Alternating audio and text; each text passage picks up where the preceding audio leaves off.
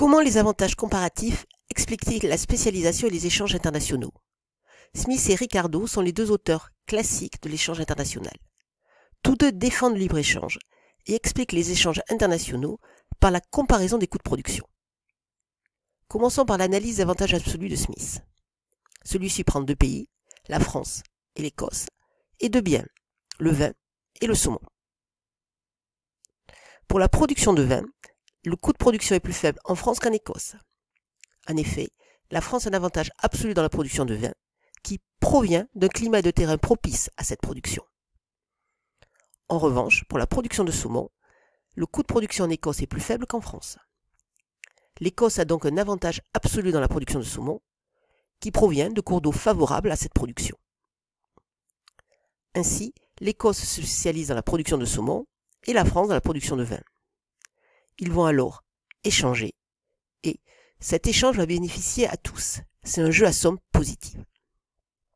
Cependant, cette analyse a une limite. En effet, elle ne concerne que les productions pour lesquelles les pays disposent d'un avantage absolu. Ainsi, un pays qui ne dispose d'aucun avantage ne peut échanger. Cette analyse ne permet donc pas d'expliquer le développement des échanges internationaux. Ce que va pouvoir faire en revanche l'analyse d'avantages comparatifs de Ricardo. En effet, il va partir de la limite de l'analyse de Smith pour s'appuyer sur cette théorie et élaborer sa théorie des avantages comparatifs. Il va ainsi pouvoir expliquer pourquoi le nombre de pays qui échangent internationalement en se spécialisant augmente. Ricardo va prendre un exemple chiffré avec deux pays, le Portugal et la Grande-Bretagne, et deux biens, le vin et le drap. Il va alors donner le nombre d'hommes nécessaires pour produire une unité de drap et de vin pour le Portugal et la Grande-Bretagne.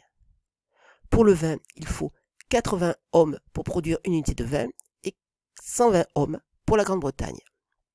Pour le drap, il faut 90 hommes pour produire une unité de drap et 100 pour la Grande-Bretagne. Ainsi, le Portugal a des avantages absolus dans les deux productions. Il est le plus efficace dans les deux cas, puisqu'il lui faut moins d'hommes pour produire une unité dans les deux cas.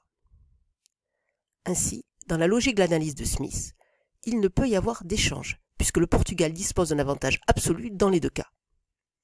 Or, Ricardo va montrer que même là, il y a intérêt à se spécialiser. Il faut alors partir de la notion de coût d'opportunité.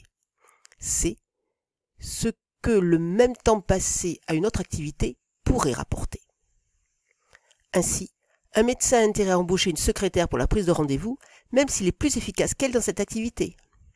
En effet, il est relativement plus efficace dans le diagnostic. On peut alors adapter la notion de coût d'opportunité à l'analyse de Ricardo. Ainsi, la productivité de la Grande-Bretagne représente 90% de la productivité du Portugal pour le drap.